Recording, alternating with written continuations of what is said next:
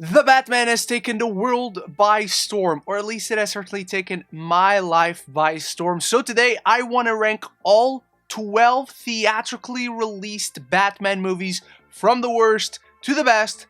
So let's get going. Before I properly start with my ranking today, I want you to start the ranking conversation in the comments below. And remember, we're going to have different lists. That's exactly part of the fun. There just wouldn't be a conversation to be had if we all thought the same. So make sure you start it down there.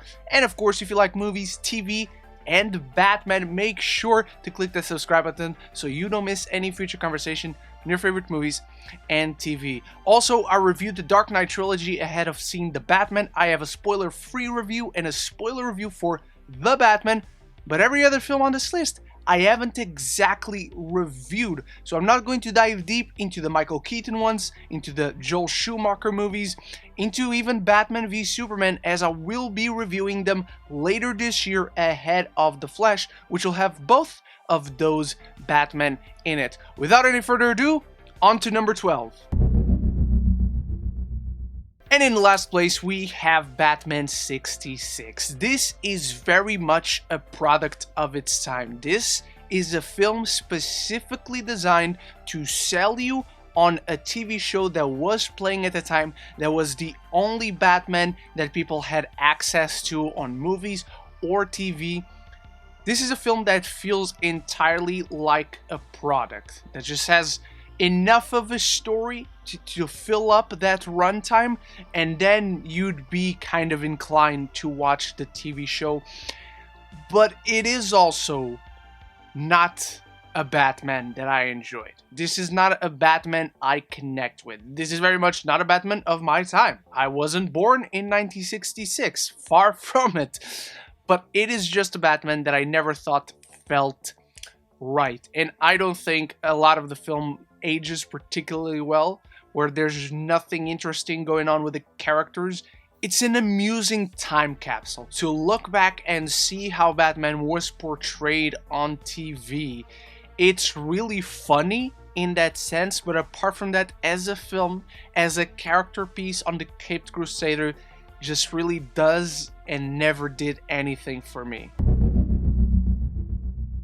At number 11, we have Batman and Robin. And again, I'm not going to dive too much into this one, but this is like the sinful Batman movie. The one that destroyed the reputation of the Batman with the bat nipples and with whatever they did to Bane in this film, and Arnold Schwarzenegger's incredible ice puns. Yes, I said it. They're incredible. You are not sending me to the cooler. I'm feeling hot. I find that unlikely. There's just so much wrong with this film when it comes to it being a Batman movie. It kind of crosses that line into becoming an immense piece of entertainment. This film is a bad movie. The writing is bad. The tone doesn't fit. It doesn't feel like any of these performances are performing in the exact same film. However, its entertainment value is sky high. As far as the entertainment you get out of this film, with its very neon lit aesthetic that genuinely looks fantastic when it comes to the production design and the costumes and all that, but everything else feels like it comes right out of that Adam West 66 film and the 2 seasons of the show. I cannot wait to dive into this film in the future, but as of right now, despite the laughs I get from it, it's a very bad Batman movie. Cracking into the top 10, we have Batman Forever, and for me there's quite a gap between Batman and Robin and now Batman Forever. I've always enjoyed this film when I was a kid. I find Val Kilmer to be an excellent Bruce Wayne, and I mean excellent. This film has quite a few good ideas. In concept, a ton of this film should have worked so much better than how it actually works. Jim Carrey as the Riddler in the 90s, I think that's spectacular casting. Tommy Lee Jones as Two-Face, I think that's spectacular casting. And then it's how they wrote the characters. It's in fact how they wrote the entire film. The aesthetics, despite the very Schumacher modifications to it, still feel very much within the same world of the Michael Keaton movies that came before, but then a ton of the tone and certain parts of the dialogue, and again, how characters are written, just feel in complete contrast with that. So I really like a lot in this film. I like a ton of the casting choices. The theme has always stood out for me. I've always had the theme of this film. It always stuck in my mind ever since I saw it for the first time as a kid. I like how they adapt the storyline of Robin coming into Bruce's life, despite the fact that he's an adult and he goes to live with it. That's weird. But Batman Forever just feels like it has an identity crisis, where visually does not fit whatsoever with what it's going for tonally. In one scene, it wants to keep being that Tim Burton dark Batman, and then it has this Joel Schumacher-ness to all of it. So again, another one I can't wait to dive more into, but there's a ton of good pieces in there, but those good pieces don't make an entirely great whole. Batman 89 comes in at number 9, and I know this is the first hot take of this video. I just never connected to this film. I just never saw that much in this film, despite the aesthetics that Tim Burton, with all his kooky creativeness, the dude is just a very weird but fascinating visual storyteller. So when it comes to the aesthetics in this film, the visual of Gotham, the visual of the Joker, the visual of Batman, the way he captures what those early pulp comics tried to tell as stories, that is all there on an aesthetic level. Everything beyond that just never quite worked for me. And the biggest issue you have with this film is that Batman, and Bruce Wayne for that matter, he's just not dealt with in a very interesting manner. Bruce Wayne does not have an arc in this film. He does not learn anything. He starts and ends the film in the exact same way with the exact same perspective. Tim Burton is just much more interested in Joker because he is the outlier. He is the weird, the kooky one. And Tim Burton naturally always gravitates more to those characters. And so despite I can accept that, it feels like a Tim Burton movie that just has Batman aesthetics. At number 8 we have Batman Returns, and yes, I like Returns more than Batman 89. This one just feels like it sees Bruce Wayne as a proper character and starts to hold up this mirror between its three main characters, that being Bruce Wayne, Selina Kyle, and Oswald Cobblepot. All these three outsiders and weirdos from society that all have their issues and all reflect an issue from one another. They're just dealt in a different way. I really like that. That is thematically interesting for these characters, and it's an interesting perspective to present. And again, we have all the interesting aesthetics, and this film is dark and it's very much on edge. This film feels very edgy, specifically for the time, and you still have all the little Tim Burton weirdness and kookiness all around with the whole penguin hanging around with real penguins. Like when he dies, spoilers for 25-year-old movies, I guess. When he dies, he's carried out by the penguins. That's weird. But there are a few major issues. There are spread throughout the film that really bother me. Number one is that, despite what I said, that there are these three main characters, Bruce Wayne is still the least interesting character. When you position this character in front of Oswald Cobblepot and Catwoman, narratively, there's just a lot more going for those characters. It feels that Bruce Wayne just has the bare minimum to be a justified part of this story. The other issue I have, and this is gonna sound weird, but this film is extremely horny. And I never thought that would be a bad thing in my eyes, but in this film, it really gets in the way. It's once again enough Tim Burton kookiness that it becomes the Batman through Tim Burton's eyes. It becomes much more of a Tim Burton movie than a Batman movie, and I feel that Batman as a character, as an IP, let's say, it loses its identity. It's funny because I see that a lot of people complain about that when it comes to the Nolan movies, and I get that. I don't agree, but I get it, because that is exactly my issue with the Tim Burton movies. But again, a much broader issue that I will approach when I properly review these films before The Flash this summer. And at number 7, Batman v Superman: Dawn of Justice. I know, another hot take.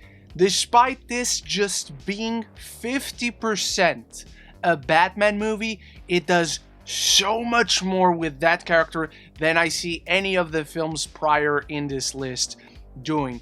Specifically, the character of Bruce Wayne. We see a veteran, weary, broken by the world, broken by this job, Bruce Wayne.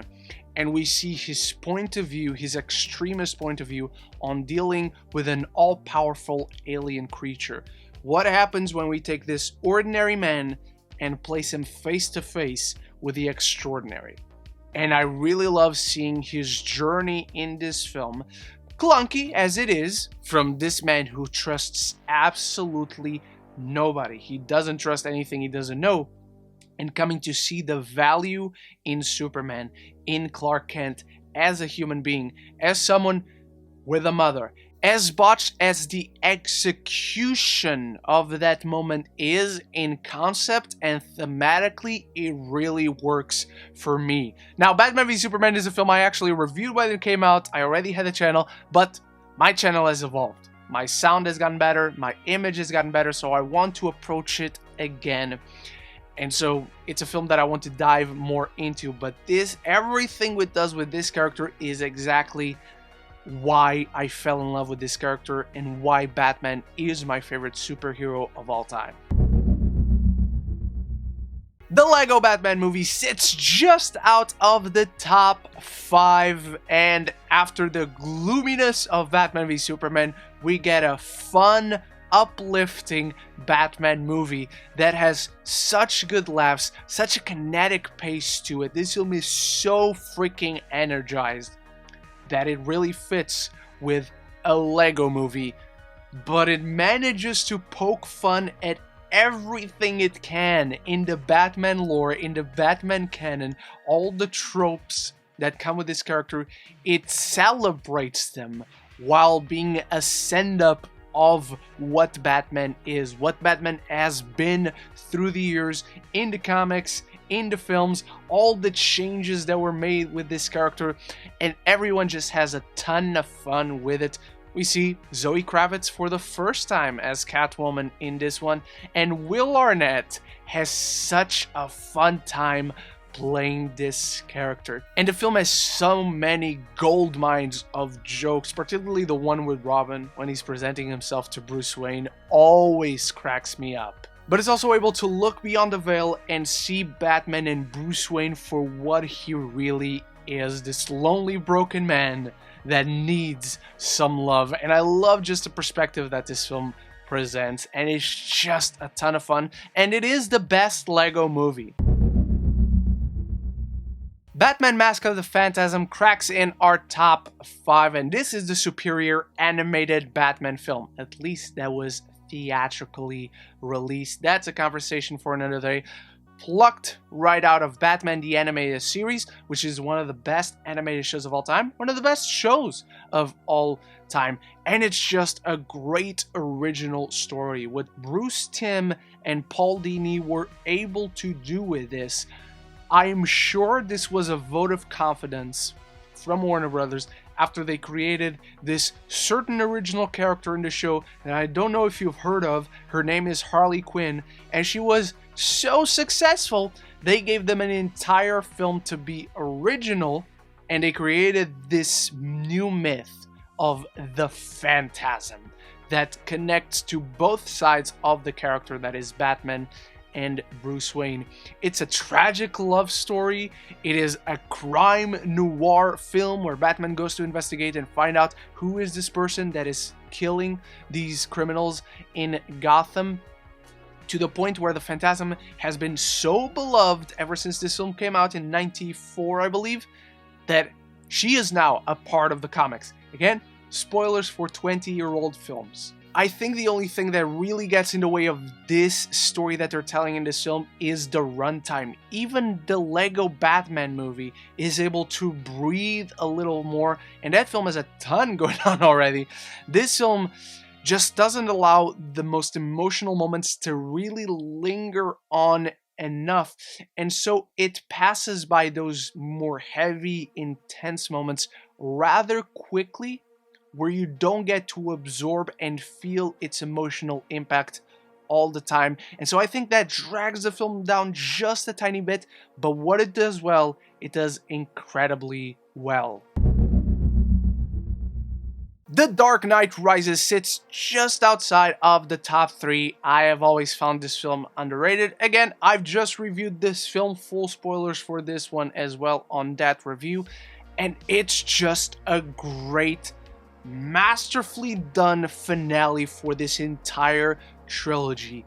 As a movie on its own, it has a few issues. The story at points moves rather clunkily, where the film just skips steps at explaining how certain characters got to one point to the next and whatnot. You're able to buy into it because the things that work well in it work so well.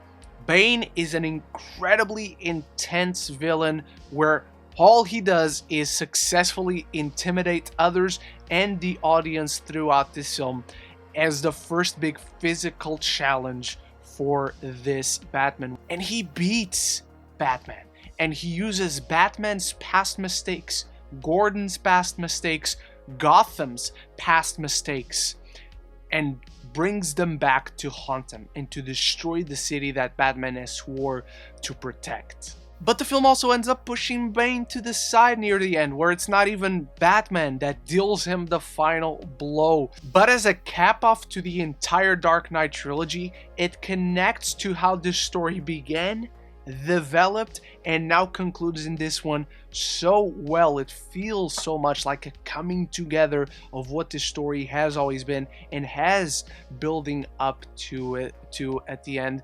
Not perfectly executed, but so incredibly satisfying. Just those final 10 minutes after Batman's sacrifice. Just banger score, banger performances. The conclusion is so gratifying to watch. Personally, having grown up with this trilogy, that it's just a film that puts a smile on my face and feels entirely gratifying as an experience. Matt Reeves' The Batman comes in at number 3. Don't worry, no spoilers for this one. To me, this film is the absolute perfect marriage between what we have in the comics and how you translate that to cinematic storytelling. It is epic, it is dark, it is brooding, it is hard-boiled. If you like noir films, this has all the tropes. I love noir films, and it fits those tropes so well with what this character and his world is. The world building has never been better in a Batman movie. The city of Gotham has never been so unique in a Batman movie. This feels like Gotham, and it feels like Gotham is a real breathing place of its own, a character of its own.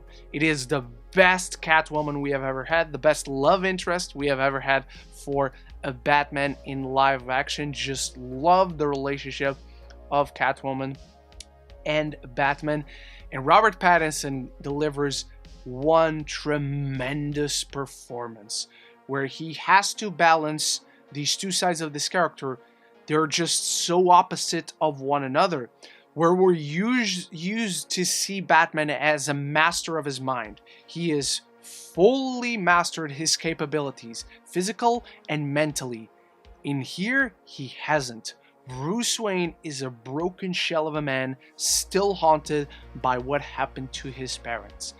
And he's using the guise of the Batman to hide himself from the world, from Alfred, from himself, from being a human being, where he's only satisfied, he's only able to live with himself by unleashing that pain on others. And I love the perspective presented in this film. It sends shivers down my spine. The entire film feels like a gritty crime thriller where the Riddler is presented like the Zodiac killer. And the relationship that the film generates with these two, it's just tremendous. The Batman is as good as I have told you it is, as others have told you it is. That's why it comes in at number 3.